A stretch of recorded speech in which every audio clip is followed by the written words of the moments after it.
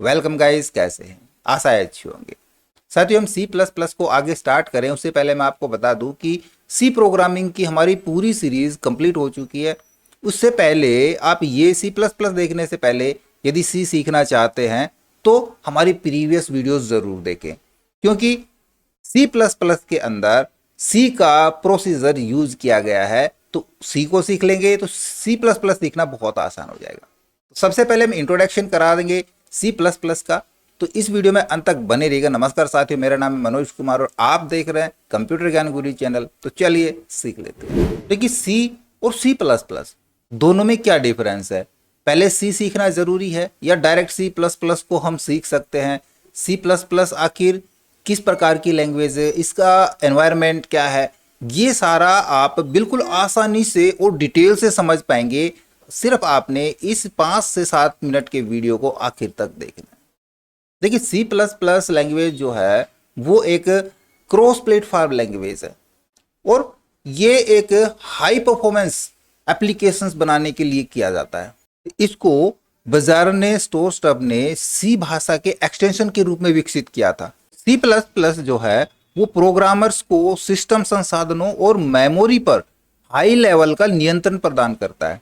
सी plus plus भाषा को 2011, 2014, 2017, 2020 और 2023 में अपडेट किया गया था 5 टाइम, जो कि सी प्लस प्लस 11, 14, 17, 20 और 23 के रूप में किया था।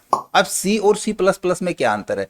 क्या इन दोनों से भी हाई परफॉर्मेंस कोई लैंग्वेज है?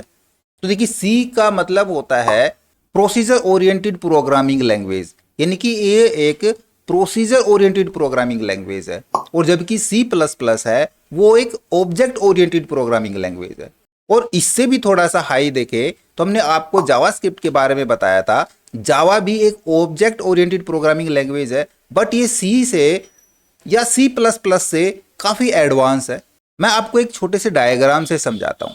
देखिए, जो हमारा रेड सर्कल है वो सी लैंग्वेज को डिफाइन करता है, जिसको डेवलप किया था 1970s के अंदर। 1970, कहीं पे आपको 1971 मिल सकता है, 72 मिल सकता है या 69 मिल सकता है, ये आसपास, इसलिए मैंने इसको 1970s का दिया है, जिसको डेवलप किया था डेनिस रिची ने। फिर सी प्लस प्लस डेवलप हुआ।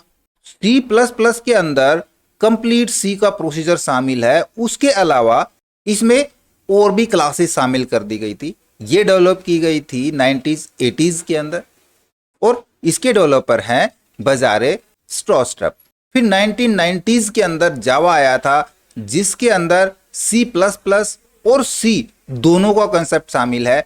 इसलिए जावा है वो इन दोनों से हाई परफॉर्मेंस लैंग्वेज मानी जाती है। यदि आप जावास्क्रिप्ट सीखना चाहते हैं तो इसके लिए मैंने पूरी सीरीज बनाई हुई है, आप हमारी प्लेलिस्ट में जाकर के जावा को भी सीख सकते हैं।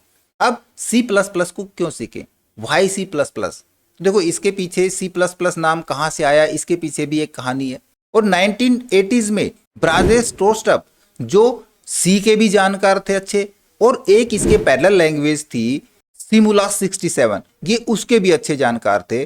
तो सिमुला 67 की कुछ क्लासेस और सी के प्रोसीजर को ऐड करके इन्होंने एक नई लैंग्वेज डेवलप करी थी 1980s में, जिसका नाम था सी विद क्लासेस। यानी कि सी प्लस प्लस नहीं था, सी विद क्लासेस था, जो 1983 में इसका नाम बदलकर सी प्लस प्लस कर दिया गया।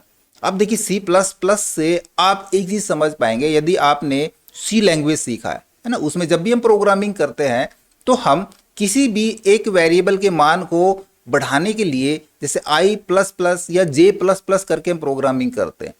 आई प्लस प्लस या जे प्लस प्लस का मतलब क्या होता है? आई इक्वल आई प्लस 1, यानी कि आई की वैल्यू एक इंक्रीज कराना या डिक्रीज कराना होगा तो माइनस का यूज करेंगे। तो जिस प्रकार से हमने आई प्लस प्लस यूज करते हैं, उसी के आधार पर इन्होंने इसका नाम रखा सी प्लस प्लस, यानी कि सी इक्वल सी प्लस 1, यानी कि सी को एक लेवल और ऊपर उठाना। तो उसी के आधार पर इन्होंने इसका नाम सी प्लस प्लस रखा। अब सी प्लस प्लस क्यों यूज करेंगे? देखिए, सी प्लस प्लस जो है वो दुनिया की सबसे लोकप्रिय प्रोग्रामिंग भाषाओं में से एक मानी जाती है। दूसरा, सी प्लस प्लस आज के operating systems, graphical users interface और एम्बेडेड सिस्टम में पाया जा सकता है। सी प्लस प्लस एक ऑब्जेक्ट ओरिएंटेड प्रोग्रामिंग भाषा है जो प्रोग्रामों को एक स्पष्ट संरचना प्रदान करता है और कोड को पुनः उपयोग करने की अनुमति देता है, जिससे क्या होता है कि उसकी जो डेवलपमेंट कॉस्ट है, जो विकास लागत है, वो कम हो जाती है। क्योंकि सी प्लस प्लस जो लैंग्वेज है वो एक पोर्टेबल लैंग्वेज है और इसका उपयोग ऐसे अनुप्रयोगों को विकसित करने के लिए किया जा सकता है जिन्हें मल्टीपल प्लेटफॉर्मों के लिए अडोप्ट किया जा सकता है। सी प्लस प्लस मजेदार है और सीखना भी आसान है क्योंकि सी प्लस प्लस सी और जावा के करीब है, इसलिए प्रोग्रामर्स के लिए सी प्लस प्लस या इसके विपरीत स्विच करना आसान हो जाता है। तो सी प्लस प्लस सीखने के बाद जावा को सीखना बहुत आसान हो जाता है। यदि आप हमारी ये सीरीज पूरी देख लेते हैं तो उसके बाद आप जावा को देख सकते हैं, और यदि आप पहले से सी प्लस प्लस के जानकार हैं, आपको सी प्लस प्लस आता है, तो आप जाकर के हमारी जावा वाली सीरीज देख सकते हैं। अब सी में और सी प्लस प्लस में क्या डिफरेंस है? देखिए, सी प्लस प्लस को सी के विस्तार के रूप में विकसित किया गया था और आप देखोगे आगे चल के कि इन दोनों भाषाओं का सिंटैक्स भी लगभग एक जैसा ही है। और सी प्लस प्लस के बीच जो मुख्य अंतर है वो ये है कि सी प्लस प्लस क्लासेस और ऑब्जेक्ट्स का सपोर्ट करता है, जबकि सी ऐसा नहीं करता। सी एक प्रोसीजर लैंग्वेज है। अब आप ये तो समझ गए कि सी प्लस प्लस और जावास्क्रिप्ट एक ऑब्जेक्ट ओरिएंटेड लैंग्वेज है। तो अब सवाल उठता है कि ये ऑब्जेक्ट्स क्या होते हैं। तो ऑब्जेक्ट्स को समझ लेंगे तो हमको इसका सारा कॉन्सेप्ट या सारा लॉजिक ही समझ में आ जाएगा, आगे कोड करना आसान हो जाएगा। अब देखिए, ऑब्जेक्ट्स क्या होते हैं, आप थोड़ा सा समझ रहे होंगे। मैं आपको एक एग्जांपल के साथ समझाता हूँ। मान लीजिए आपने कोई एक बड़ी इकाई ली है या एक बड़ी एंटिटी ली है और एक छोटी एंटिटी ली है। तो जो बड़ी एंटिटी है वो एक क्लास होगी और जो उसकी एक छोटी एंटिटी है वो एक ऑब्जेक्ट कहलाएगी। अब देखिए, मैं आपको एक और एग्जांपल समझाता हूँ। आप यूनिवर्स को लीजिए। यदि एक यूनिवर्स काफ़ी बड़ा है, ये हमारी क्लास हो जाएगी। हम यूनिवर्स को क्लास मानते हैं, तो इसके अंदर जितने भी मिल्की वेज है वो क्या होंगे? वो ऑब्जेक्ट कहलाएंगे। अब यदि हम किसी एक मिल्की वे को क्लास मान के चलते हैं, तो उस मिल्की वे के अंदर जितने प्लैनेट होंगे, जैसे अर्थ है, वो एक ऑब्जेक्ट होगा। अब यदि हम अर्थ को या एक प्लैनेट को क्लास मान के चलते हैं, तो उस प्लैनेट पे जितनी भी कंट्रीज हैं वो कंट्री ऑब्जेक्ट कहलाएगी। जैसे इंडिया एक ऑब्जेक्ट हो जाएगा।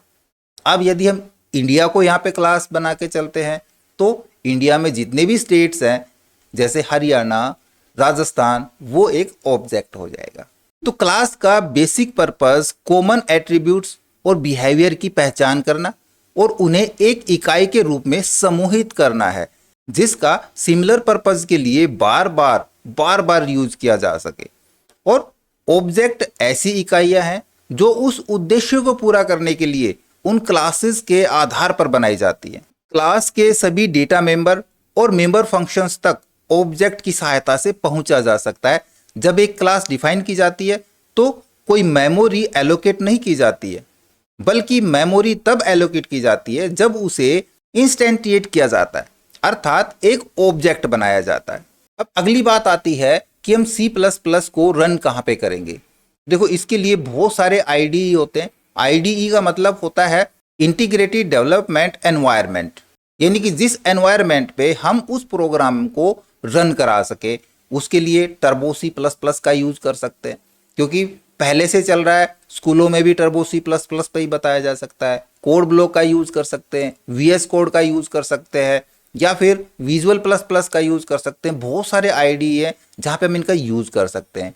अब सवाल आता है कि हम टर्बो सी प्लस प्लस को या फिर वीएस कोड को या कोड ब्लॉक को हम इंस्टॉल किस प्रकार से करेंगे। तो इसके लिए मैंने ऑलरेडी वीडियो बनाए हुए हैं, उनका लिंक आपको डिस्क्रिप्शन में मिल जाएगा, आप वहाँ से क्लिक करके देख सकते हैं, या ऊपर आई बटन पे मैं उनका लिंक डाल दूंगा। आप सबसे पहले तो वो आईडीई डाउनलोड करा लें, इंस्टॉल करा लें, और उसके बाद हम प्रोग्रामिंग स्टार्ट कर सकते हैं। ये हम बार बार नहीं बताएंगे कि किस प्रकार से डाउनलोड करें, इंस्टॉल करें, ये हमने पहले बताया हुआ है। आप फटाफट वो वीडियो जा करके देखें। नेक्स्ट वीडियो से हम सीधा प्रोग्रामिंग करेंगे। तो ये वीडियो आपको कैसा लगा, इसके बारे में हमें कमेंट्स पे लिख करके ज़रूर बताएं। हमारे वीडियोज़ को ज़्यादा से ज़्यादा हम दोस्तों में शेयर करें, में लाइक करें, और यदि नया हमारे चैनल पे तो हम सब्सक्राइब जरूर कर लें।